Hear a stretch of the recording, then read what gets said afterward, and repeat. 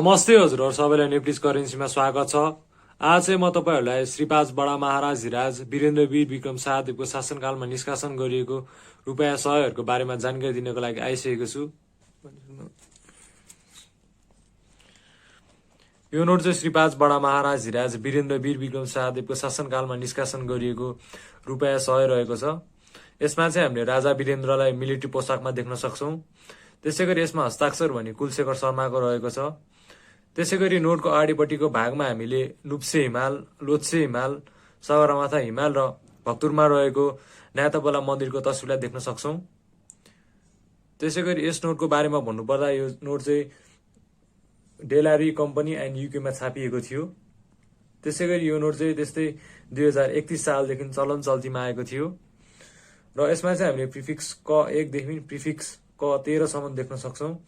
यो नोट चाहिँ त्यस्तै 13 मिलियन जति छपाई गरिएको थियो। त्यसैगरी यो नोटको साइजको बारेमा भन्नुपर्दा यो चाहिँ 70 x 146 mm को रहेको छ र नोटको पछाडिपट्टिको भागमा हामीले एक सिङे गैंडाको तस्बिरलाई देख्न सक्छौं।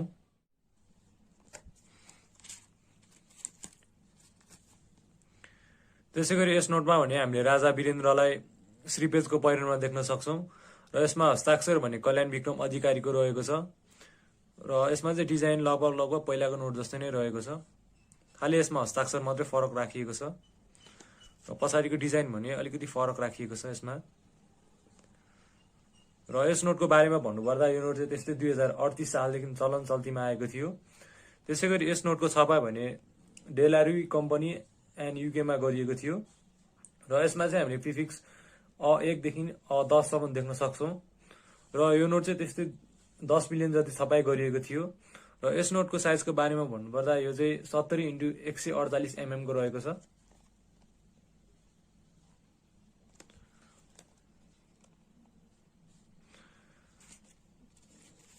र यस नोटमा पनि हामीले कल्याण विक्रम अधिकारीकै हस्ताक्षर देख्न सक्छौं र यसमा पनि डिजाइन उस्तै नै राखिएको छ। यसमा फरक यति हो कि यसमा चाहिँ नम्बर जालीनिर राखिएको छ, सिरियल नम्बर चाहिँ जालीनिर राखिएको छ। पहिलो नोटमा चाहिँ सिरियल नम्बर राजाको छातीनिर राखिएको छ भने दोस्रो प्रकारको नोटमा चाहिँ सिरियल नम्बर जालीनिर राखिएको छ। हजुरहरु सबैले छुटाउन सक्नुहुनेछ।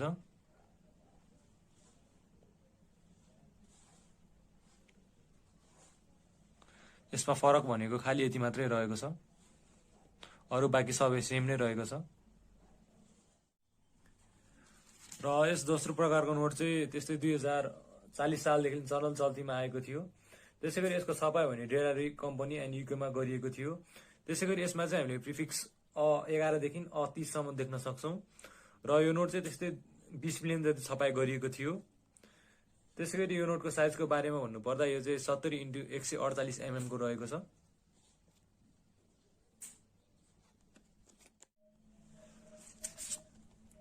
र यस नोटमा हस्ताक्षर भने गणेश बहादुर थापाको रहेको छ।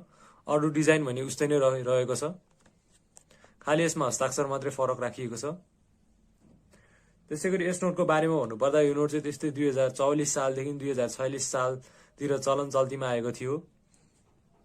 त्यसैगरी यस नोटको छपाई भने डेलारी कम्पनी एन्ड युकेमा गरिएको थियो र यसमा हामीले प्रिफिक्स A31 देखि A60 र A62 देखि A91 सम्म देख्न सक्छौं र यस नोटको रिप्लेसमेन्ट प्रिफिक्स भने A61 रहेको छ र यो नोट चाहिँ त्यस्तै 60 मिलियन जति छपाई गरिएको थियो र यस नोटको साइजको बारेमा भन्नुपर्दा यो चाहिँ 70 x 142 mm को रहेको छ।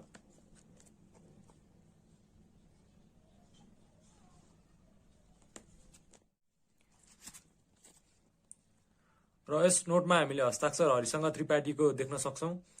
यसमा खाली हस्ताक्षर मात्रै फरक रहेको छ, अरु डिजाइन भने सबै उस्तै नै रहेको छ। हजुरहरु सबैले देख्न सक्नुहुनेछ। त्यसैगरी यो नोट चाहिँ त्यस्तै 2050 सालदेखि चलन चल्तीमा आएको थियो र यसको छपाई भने BA बैंक नोट इन्टरनेशनल क्यानाडामा गरिएको थियो। त्यसैगरी यसमा हामीले प्रिफिक्स A92 देखि A100 र A1 देखि A31 सम्म देख्न सक्छौं र यस नोटको रिप्लेसमेन्ट प्रिफिक्स भने A32 रहेको छ र यो नोट चाहिँ त्यस्तै 40 मिलियन जति छपाई गरिएको थियो र यस नोटको साइजको बारेमा भन्नुपर्दा यो चाहिँ 70 x 148 mm को रहेको छ।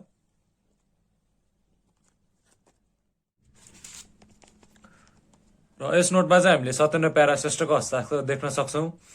यो चाहिँ सत्येन्द्र प्यारा श्रेष्ठको फर्स्ट इस्यु नोट रहेको छ, किनभने यसमा चाहिँ सिरियल नम्बर सानो रहेको छ र यसमा चाहिँ अरू डिजाइन भने सबै सेम नै रहेको छ, खालि यसमा हस्ताक्षर मात्रै फरक राखिएको छ। त्यसै गरी यस नोटको बारेमा भन्नुपर्दा यो नोट चाहिँ त्यस्तै 2053 सालदेखि चलन चल्तीमा आएको थियो। त्यसै गरी यसको छपाई भने डेलारी कम्पनी एन्ड युकेमा गरिएको थियो र यसमा चाहिँ हामीले प्रिफिक्स A33 देखि A62 सम्म देख्न सक्छौँ। त्यसै गरी यसको रिप्लेसमेन्ट प्रिफिक्स भने A63 रहेको छ र यो नोट चाहिँ त्यस्तै 30 मिलियन जति छपाई गरिएको थियो र यस नोटको साइजको बारेमा भन्नुपर्दा यो चाहिँ 70x148 mm को रहेको छ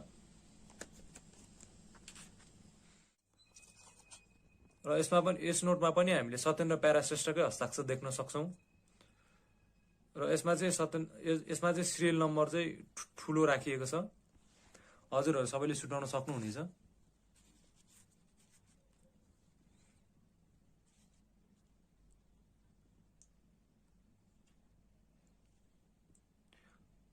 माथिको नोटलाई चाहिँ फर्स्ट इस्यु भनेर चिनिन्छ भने दोस्रो प्रकारको नोटलाई चाहिँ सेकेन्ड इस्यु भनेर चिनिन्छ। माथि चाहिँ सानो नम्बर रहेको छ भने तल चाहिँ ठुलो सिरियल नम्बर रहेको छ। हजुरहरू सबैले छुटाउन सक्नुहुनेछ। र यस नोटको बारेमा भन्नुपर्दा यो नोट चाहिँ त्यस्तै 2056 सालदेखि चलन चल्तीमा आएको थियो र यस नोटको छपाई भने BA ब्याङ्क नोट इन्टरनेसनल क्यानाडामा गरिएको थियो। त्यसै गरी यस नोटमा हामीले प्रिफिक्स A84 देखि A100 र E1 देखि E23 सम्म देख्न सक्छौँ।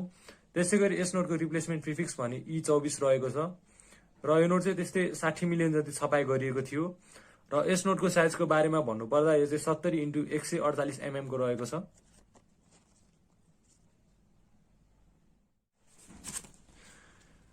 त्यसै गरी यसमा हस्ताक्षर भने दिपेन्द्र पुरुष ढकालको देख्न सक्छौँ। यो नोट चाहिँ त्यस्तै 2058 सालदेखि चलन चल्तीमा आएको थियो।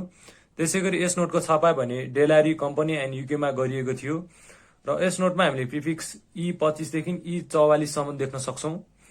त्यसै गरी यस नोटको रिप्लेसमेन्ट प्रिफिक्स भने E45 रहेको छ। यो नोट चाहिँ त्यस्तै 20 मिलियन जति छपाई गरिएको थियो। त्यसै गरी यस नोटको साइजको बारेमा भन्नुपर्दा यो चाहिँ 70x148 mm को रहेको छ। यस्तै गरी पुरानो पैसाको बारेमा जानकारी लिन चाहनुहुन्छ भने हाम्रो च्यानललाई लाइक, शेयर र सब्स्क्राइब गरिदिनु होला र त्यसै गरी डिस्क्रिप्सनमा दिएको पेजलाई पनि फलो गरिदिनु होला। धन्यवाद।